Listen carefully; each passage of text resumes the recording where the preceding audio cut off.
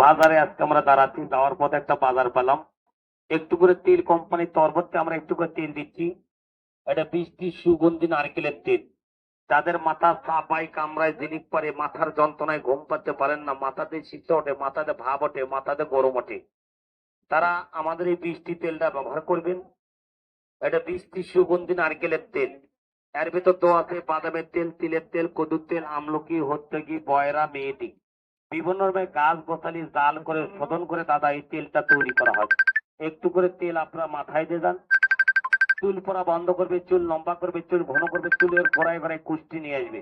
হয়তো বলতেছেন রাসেল ভাই আজকে বেঁচে গেলেন, তেলটার কোথায় পাওয়া যাবে?